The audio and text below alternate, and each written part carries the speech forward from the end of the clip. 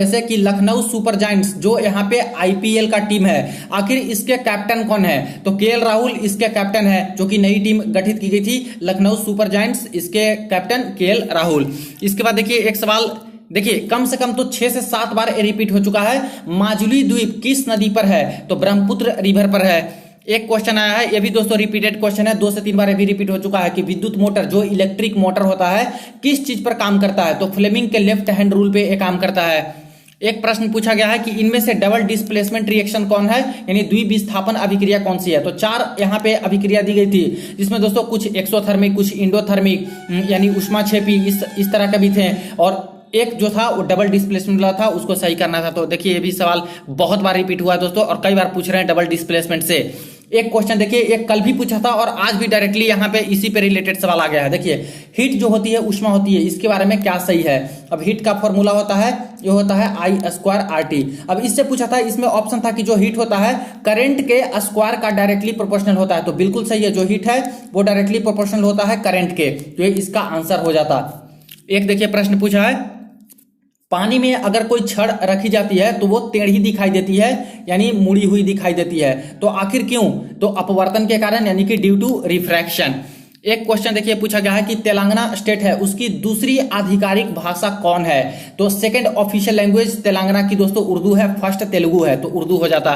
एक सवाल देखिए पूछा है, प्रधानमंत्री मान धन योजना किसके लिए है? ये जो योजना चलाई गई है तो ये लघु कृषक के लिए है, यानी कि स्मॉल फार्मर्स के लिए है। और इसी से संबंधित एक और योजना वाले सवाल आ जाए हैं कि प्रधानमंत्री किसान मान धन योजना के तहत 60 वर्ष से ऊपर के किसानों को प्रति माह यानी पर मंथ कितना राशि दिया जाएगा? तो दोस्तों बढ़ा दिया गया है राशि, प्रति मंथ 3000 रुपए जो है दिए जाएंगे। और ये रिपीटेड क्वेश्चन है, पहले भी पूछा गया था सेम टू सेम किसान मानधन योजना वाले में कि कितना राशि दी जाती है, तो 3000।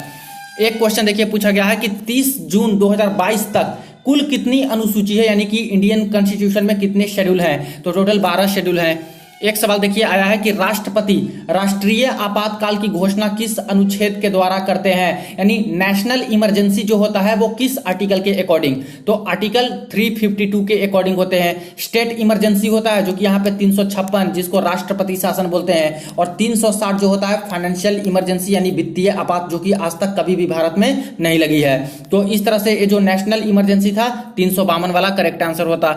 एक सवाल देखिए पूछा है, देखिए दोस्तों क्वेश्चन पूछने का जो इनका तरीका है वो थोड़ा इलेबोरेट करके काफी लंबा कर दे रहे हैं, जिसमें से फैक्ट काफी बता दे रहे हैं खुद ही, और लास्ट में बस सार निकल के आ रहा है कि क्या पूछ रहे हैं। तो पढ़ने में बहुत ज्यादा समय लग रहा है, और ऐसा नहीं है कि आसानी से एक लाइन वाला आ रहा है। देखिए यहाँ पे मैं एनालिसिस करता हूं तो छात्र उसका जो क्वेश्चन पूछते हैं उसको बताते हैं, ना कि पूरा का पूरा क्वेश्चन छात्र को याद रहते हैं। तो क्वेश्चन जो पूछ रहा है वो मैं बता रहा हूं, तो इतना सिंपल ऐसे नहीं आता, सेम सवाल आता है लेकिन उसको बहुत बड़ा कर करके सवाल पूछा जाता है, जिसमें छात्रों के समय लग जाते हैं। अब देखिए इसी क्वेश्चन का पूछने का तरीका था जो कि बहुत लंबा कर दिए थे, जिसमें राज्यपाल गठित करती है, ये वो क्या क्या करके लिखा था। अब क्वेश्चन था कि पंचायत के वित्त से संबंधित कौन सा अनुच्छेद है, कौन सा आर्टिकल आता है? तो आर्टिकल 243 आई है, जो कि पंचायत का जो वित्त होता है यानी फाइनेंस होता है उससे संबंधित है। एक सवाल देखिए पूछा है, ये भी रिपीटेड है, पहले भी पूछा था, और सेम टू सेम यहाँ पे ऑप्शन भी बोले जा रहे थे। हालांकि छात्र ने कोई ऑप्शन नहीं बताया है जो कि कंसेप्ट पर आधारित थे।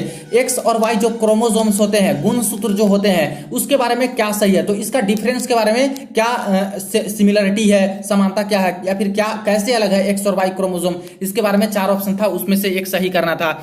एक सवाल देखिए, ये रिपीटेड क्वेश्चन है दोस्तों कि बेंजीन जो होती है उसमें कितने डबल बॉन्ड होते हैं? तो देखिए जो यहाँ पे बेंजीन होती है, बेंजीन का इस तरह से होता है, तो ये यहाँ एक यहाँ एक यहाँ, एक छोड़ के एक डबल बॉन्ड होता है, तो एक डबल बॉन्ड यहाँ पे, एक डबल बॉन्ड यहाँ पे, एक डबल बॉन्ड यहाँ पे, बाकी a single a single a single. तो कितना डबल बॉन्ड हो जाएगा बेंजीन में? तो बेंजीन रिंग में टोटल 3 डबल बॉन्ड हो जाएंगे। एक क्वेश्चन देखिए पूछा है, एक काफी अच्छा सवाल है, जवाहर रोजगार योजना किस पंचवर्षीय योजना में शुरू की गई थी? कौन से 5 ईयर प्लान में किया गया था शुरू जवाहर रोजगार योजना? तो ये 7वीं जो पंचवर्षीय योजना थी इसमें शुरू किया गया था। एक क्वेश्चन आया है कि 2015 के आंकड़ों के अनुसार किस राज्य में सोना यानी गोल्ड का भंडार सबसे ज्यादा है, यानी कि सबसे ज्यादा उत्पादन वाला? तो कर्नाटक है, जहां पे सबसे ज्यादा गोल्ड पाई जाती है, कोलार गोल्ड माइंस है, वहां पे सबसे ज्यादा इंडिया में गोल्ड पाया जाता है। एक क्वेश्चन पूछा गया है कि भारत का सबसे हल्का लड़ाकू विमान कौन सा है? तो सबसे जो हल्का लड़ाकू विमान है वो तेजस है। एक क्वेश्चन पूछा गया है कि शुरुआत में ऑक्सीजन की अनुपस्थिति में ग्लूकोज पाइरुवेट में कहां पर टूटता है। अब इसको भी बहुत बड़ा करके सवाल पूछा था कि 3 कार्बन में टूटता है ऑक्सीजन की कमी से, इस तरह से। तो इसमें बात करें तो शुरुआती दौर में यानी इनिशियल स्टेज में बात करें तो 3 कार्बन कंपाउंड में दोस्तों यहाँ पे पाइरुवेट, ग्लूकोज पाइरुवेट में टूटता है। कहां पे? साइटोप्लाज्म में। तो साइटोप्लाज्म इसका आंसर होता है। देखिए ऑप्शन में माइटोकॉन्ड्रिया भी दिया गया था, कुछ छात्र माइटोकॉन्ड्रिया भी लगा के आए हैं। बाकी फ्रेंड्स आप लोग बताइएगा कि आप लोग इसमें साइटोप्लाज्म लगाए थे या फिर माइटोकॉन्ड्रिया लगाए थे। एक देखिए यहाँ पे सवाल पूछा था कि मेटालिक कैरेक्टर यानी जो धात्विक गुण होता है उसको आरोही क्रम में लगाएं। अब चार मेटल दिए गए थे, अब उसमें बताना था कि कौन सा जो है सबसे कम मेटालिक है, इसके बाद सबसे ज्यादा, इसके बाद सबसे ज्यादा मेटालिक कौन सा है। तो इस तरह से इसको बताना था। हालांकि कौन कौन सा मेटल था ये भेजे नहीं गए हैं। एक देखिए प्रश्न पूछा गया है कि ब्रह्म कमल फूल किस राज्य का राष्ट्रीय फूल है, यानी नेशनल फ्लावर। ब्रह्म कमल फूल किसका है? तो उत्तराखंड का नेशनल फ्लावर है ब्रह्म कमल। एक सवाल देखिए आया है, गॉडगिल योजना किस पंचवर्षीय योजना में आई थी। तो जो गॉडगिल का योजना था वो तीसरी पंचवर्षीय योजना थी, इसमें आया था। एक सवाल पूछा गया है कि पेड़ से जो गोंद निकलते हैं वो आखिर क्या है। ये भी रिपीटेड क्वेश्चन है, आप लोग डेली एनालिसिस देखते हो तो आपको पता होगा दोस्तों, सेम टू सेम में पहले भी पूछा था। तो पेड़ से जो गोंद निकलते रहता है वो यहाँ पे दोस्तों अपशिष्ट पदार्थ होता है, प्लांट वेस्ट होता है। पहले सवाल पूछा था कि जो बबूल के पेड़ होते हैं, बबूल के पेड़ से जो गोंद निकलते हैं वो क्या होता है, तो अपशिष्ट पदार्थ होता है, यानी कि प्लांट वेस्ट होते हैं। एक सवाल देखिए इस तरह से बायोलॉजी का पूछा गया था, परागकण, परागकोश, वर्तिका, बाह्य दलपुंज, पेटल, सेपल जो होते हैं, इस तरह से दिया गया था। और बोला कि इसके बारे में कंसेप्ट से रिलेटेड क्वेश्चन था कि कौन सा सही है। 4 ऑप्शन दिए गए थे, तो इसको भी कंसेप्ट पर सोल्व करना था। एक सवाल देखिए पूछा है कि यूजीसी जो होती है उसका गठन किसने किया था। तो मौलाना अबुल कलाम आजाद ने यूजीसी का गठन किया था। एक क्वेश्चन खेल से भी आया है जो कि आईपीएल के अलावा भी एक क्वेश्चन आया है। देखिए आईडब्ल्यूएफ जूनियर चैंपियनशिप में गोल्ड मेडल किसने जीता है। तो आईडब्ल्यूएफ जूनियर चैंपियनशिप में हर्षदा शरद गरुड़ ने गोल्ड मेडल जीता है 2022 वाले में। एक सवाल देखिए यहाँ पे वैलेंसी से पूछी है केमिस्ट्री का कि वैलेंसी क्या होती है, यानी कि संयोजकता क्या होती है। अब इसमें 4 ऑप्शन था। अब इसमें बात करें वैलेंसी के बारे में तो आउटर मोस्ट सेल में यहाँ पे जितने इलेक्ट्रॉन होते हैं उसको वैलेंसी बोलते हैं, ऐसे करके दिया था। और भी ऑप्शन था, लेकिन फ्रेंड्स यहाँ पे एक ऑप्शन ऐसा भी हो सकता है। देखिए ऑप्शन तो मेरे पास पूरा का पूरा आया नहीं है। अगर जो वैलेंसी होती है किसी भी तत्व की वो प्रॉपर्टी होती है जो कि किसी से कितने इलेक्ट्रॉन को वो गेन कर सके या फिर कितना इलेक्ट्रॉन उसको डोनेट कर सके, तो वो इसकी वैलेंसी होती है उसकी।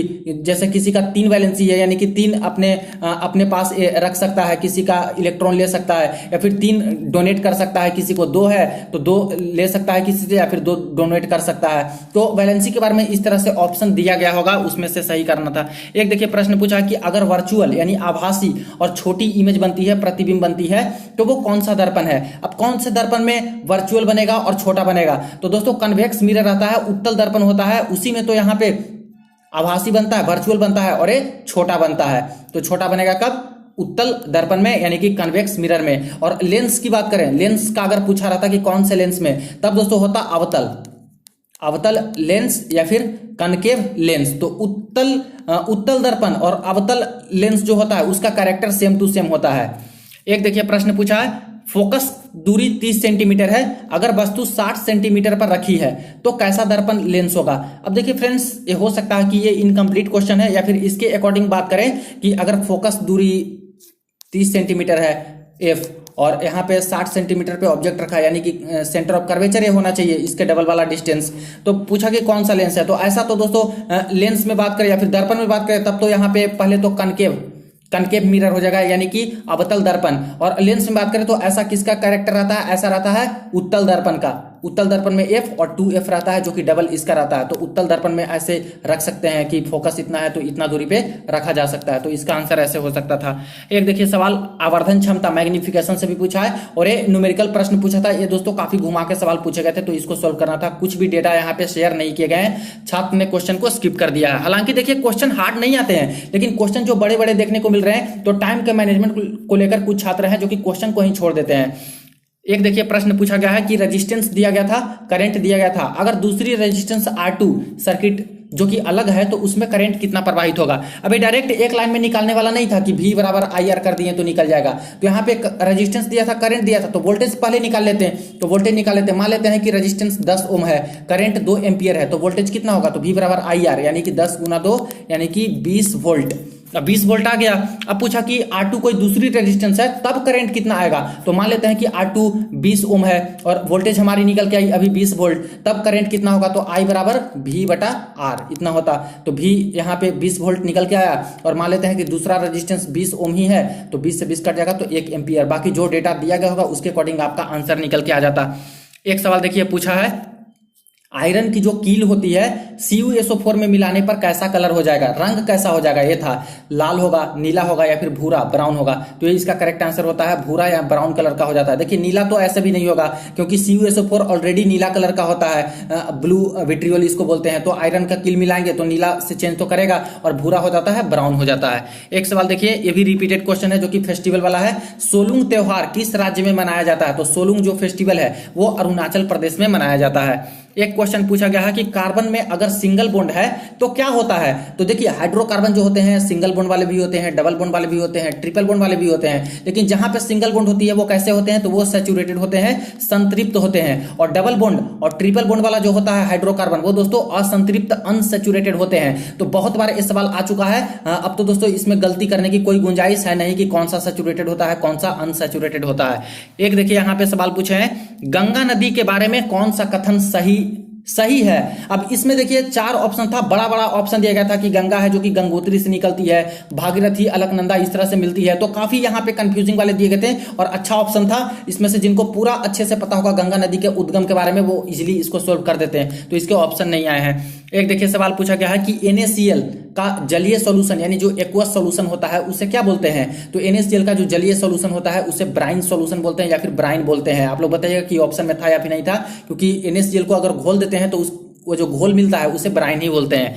एक देखिए सवाल पूछा है कि 2022 में बौद्ध मठ कहां पर स्थापित किया गया है। अब इसके एक ऑप्शन था साउथ कोरिया, एक था इंडोनेशिया, बाकी जो दूसरे 2 ऑप्शन है वो मेरे पास नहीं आया है। इसके आंसर भी मुझे नहीं पता फ्रेंड्स, तो जिनको पता होगा जरूर कमेंट में बता दीजिएगा, या फिर चारों ऑप्शन पता है वो भी आप लोग लिख सकते हो जो पेपर देके आए हो। तो ये रहे आज के फर्स्ट शिफ्ट के पेपर। और देखिए फ्रेंड्स आजकल यहाँ पे लगातार कुछ ना कुछ उतार चढ़ाव यहाँ पे देखने को मिल रहे हैं पैटर्न में, कभी बिल्कुल इजी तो कभी कुछ तरीके से, कभी साइंस का पोर्शन कभी हार्ड, कभी मैथमेटिक्स का थोड़ा हार्ड कैलकुलेटिव कर दे रहे हैं। तो इस तरह से देखने को अभी मिल रहे हैं। तो फ्रेंड्स वीडियो को शेयर कर दीजिएगा दोस्तों के साथ, चैनल को सब्सक्राइब कर दीजिएगा रियल एनालिसिस के लिए। चलिए मिलते हैं नेक्स्ट वीडियो में।